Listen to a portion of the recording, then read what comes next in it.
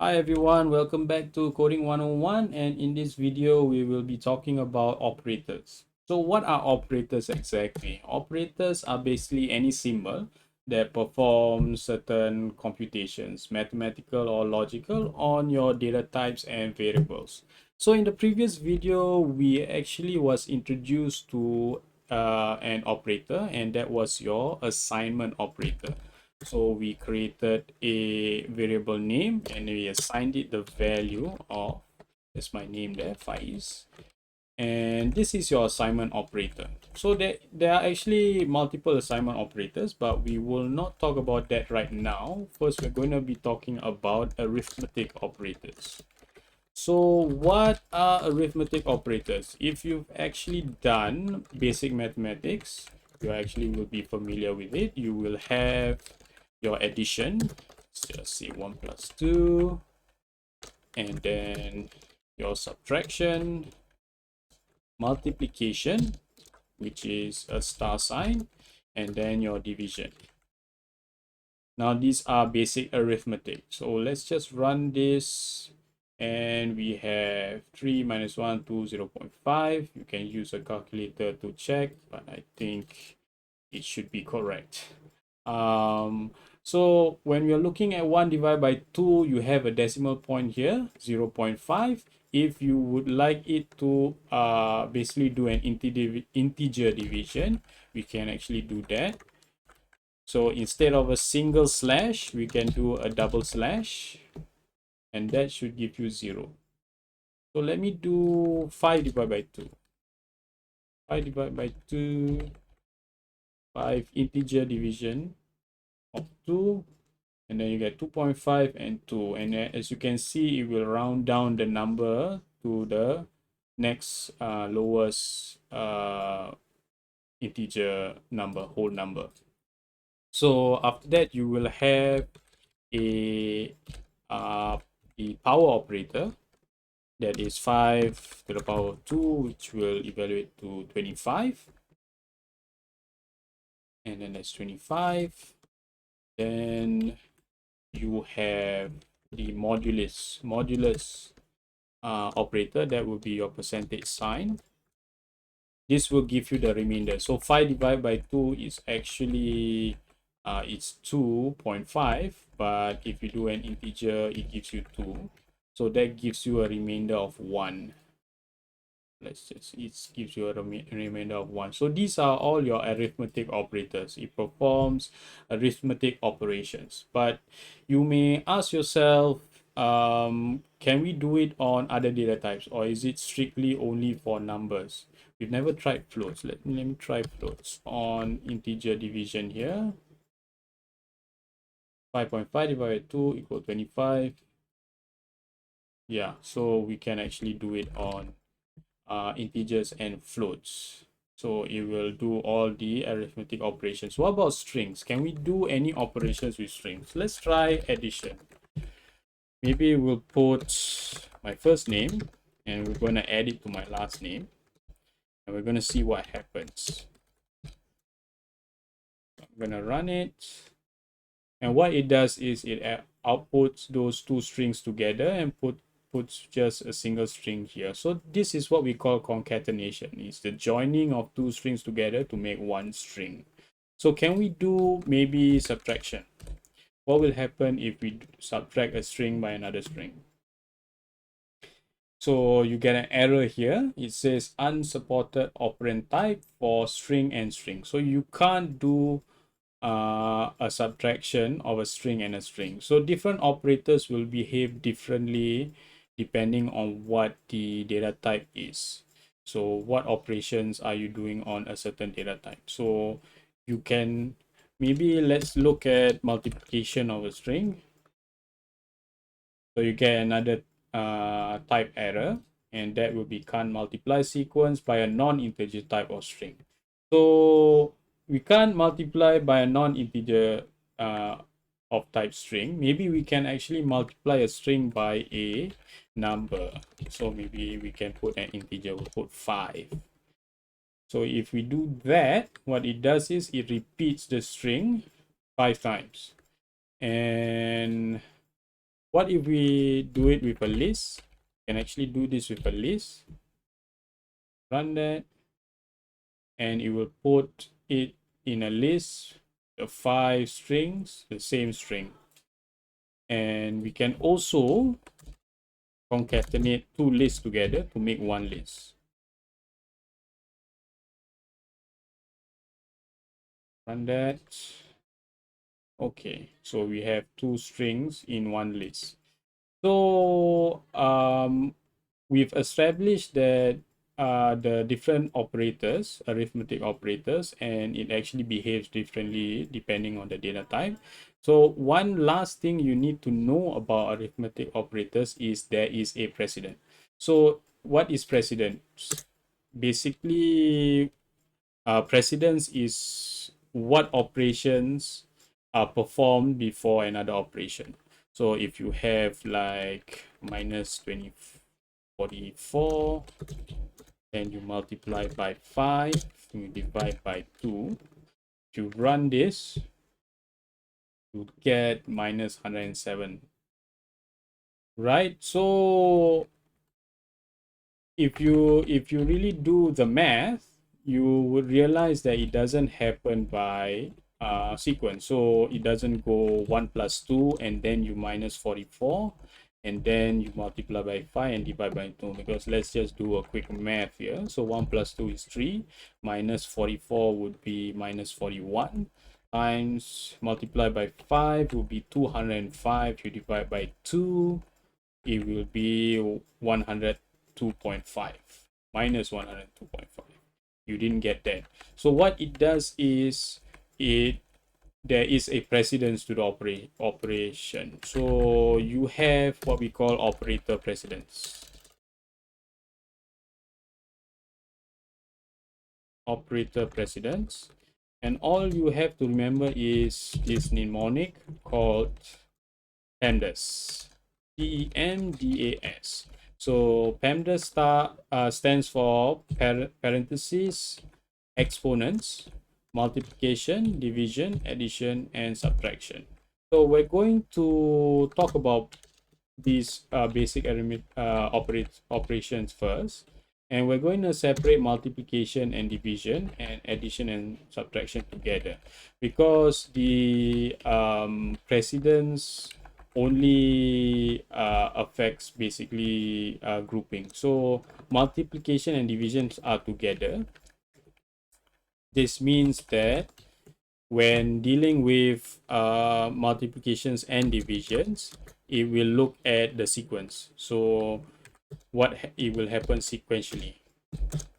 So if you have 1 times 2 divided by 5, you'll get 0.4, right? If you do maybe divided by 2 times 5, so that will be 2.5. If you follow this order, it doesn't start with multiplication. If it starts with multiplication first, you will have 2.5 first. That will give you 10, and then it will be 1 divided by 10. It should give you 0.1, but it doesn't give you 0.1. It gives you 2.5 because it does the division first. So multiplication and division, there is no difference. And the same goes for addition and subtraction. It will do the whatever comes first. But if you do something called the addition and then multiplication, it will actually do the multiplication first and then the addition or subtraction later. So if you run this, it will not be 1 plus 2, 3 times 5, 15. It will actually be 2 times 5, 10. Add to 1 and it will give you 11. So that is basically the operator precedence. And then at the beginning here, you have parentheses. We look at parentheses. So parentheses is if you surround an operation with a parenthesis, that gives 1 plus 2 a precedence. So before, it will actually do the multiplication first, but if you surround the addition with a parenthesis, it will tell basically the language to say we want to add 1 and 2 together first, and then we want to multiply by 5. So So that will give you your 15 instead of your 11 there. Okay, so that's parentheses. If not, we have some, the next precedence will be your exponents, which is your power operator. So you have 1 to the power of 2. Well, that gives you 1. So I think what we'll do is 2 to the power of 2. That's not 2 to the power of 10. It is 2 to the power of 2 is 4 times 5. So that should give you 20. So 2 to the power of 10. Let's just do that. That's 20. 2 to the power of 10 is 104 or 1024. So basically it does the exponent first, the power operation first, and then it does the multiplication. Okay, so that's PEMDAS. So that's how you remember what actually takes precedence over the other. Okay, so now we've talked about arithmetic operators. We're going to look at another set of operators we mentioned before, the assignment operators. So we've taken a look at the equal sign, which basically assigns a value to a variable. Let's talk about maybe if you want to modify the variable value.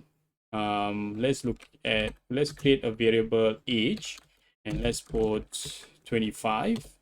And then let's say you want to increase the age. Maybe you want to modify a particular data that says age, and you've grown a year older. You can take the variable age and you can add 1 to it. So if we print the age before that, print age and print after that,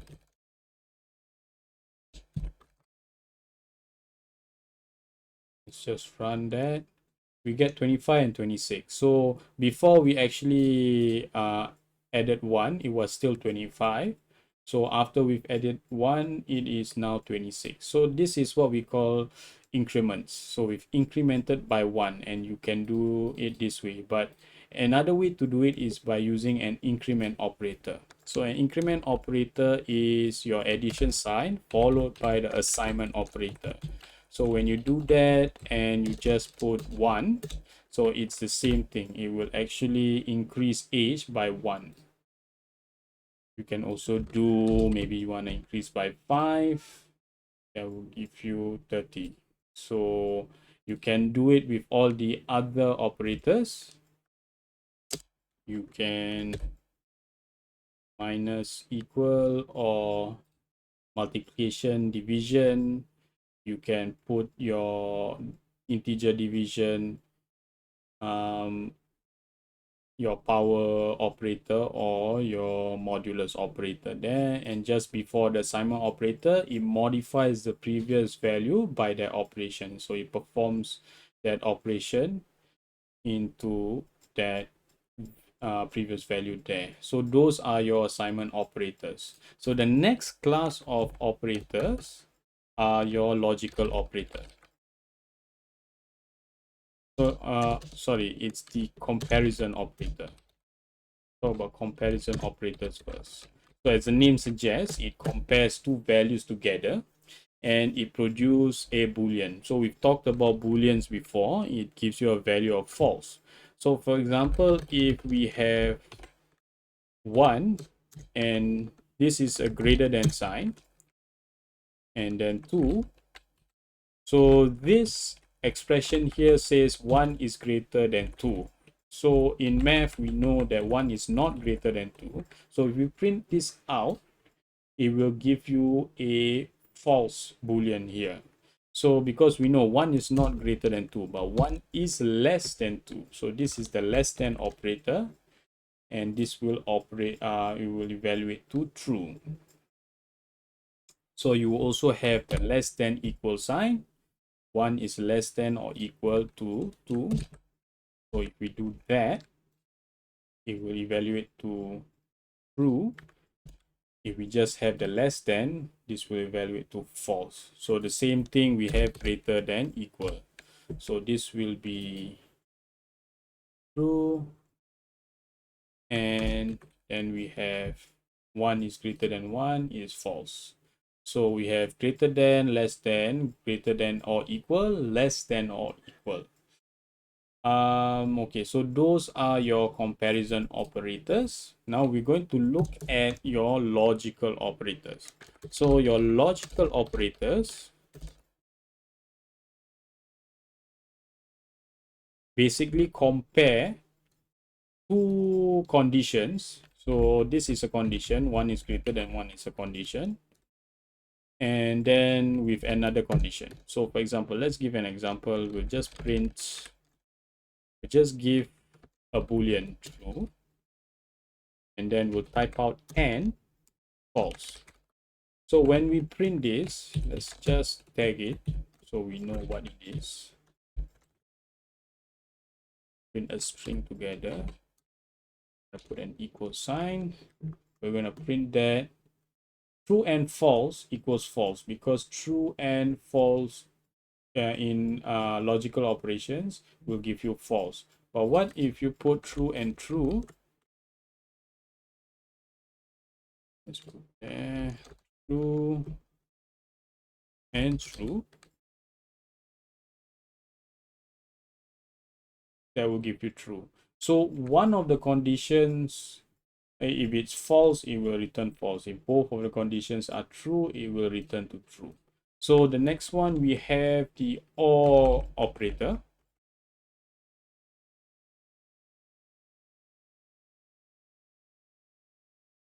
So we have true or true. And then maybe we have true or false.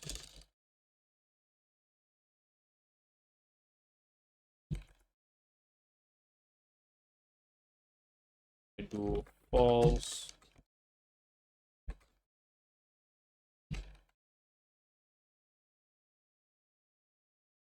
false or false.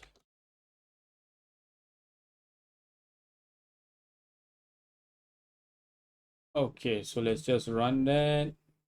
So true or true will evaluate to true, true or false will evaluate to true, false or false will evaluate to false. So at least one of those conditions have to be true to give you a true value there.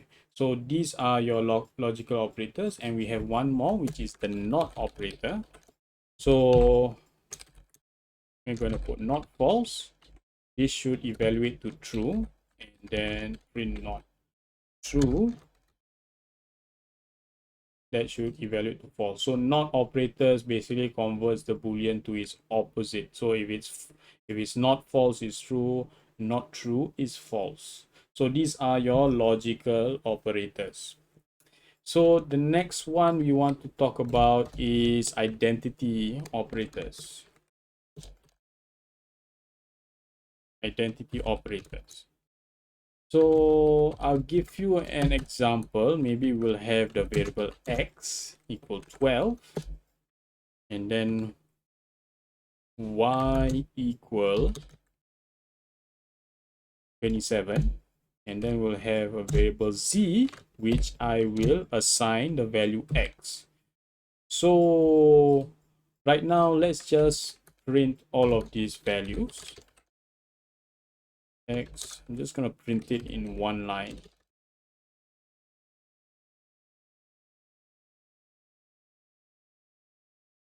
So you have 12, 27, 12. So z is equal to 12 because we've assigned z the value of x, and the value of x is 12. So when we are doing identity operators, there are two identity operators. One is or is not, right? So if we're going to say like x, or let's do z is x, this will evaluate to true because z is x. That will evaluate to z. So if we say z is not x, that will evaluate to false. So what about y is not x? That should evaluate to true. So we have true. So that is your identity operator. So, okay, we're going to look at the last group of operators, and that is your membership operator. So these are actually four iterator data types, which are basically your strings, your lists, your tuples. So these operators are basically checking if a particular data is a member of that variable. So let's give an example of a list of fruits. Let's have the fruit list again. Apple, orange,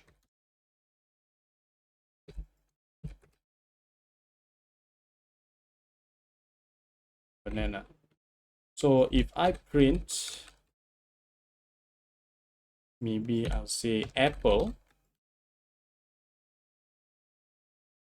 in fruits. And then we're going to run that. It's going to evaluate to true.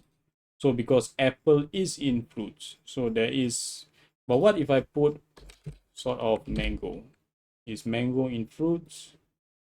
That will evaluate to false. So because mango is not in fruits. So if you want to evaluate to true, we say mango not in fruits, and that will give you a true condition. Okay, so we've actually gone through quite a bit of operators here. This does not actually cover all the operators that are available in Python, but these are the more common use if you're going to be coding for uh, uh, if you're going to be coding frequently. These are basically the operators that you will be using. So I think we'll end the video here, and in the next video we will be talking about decision loops, how to make decisions in your scripts. So stay tuned and look out for the next video, and I'll see you guys then.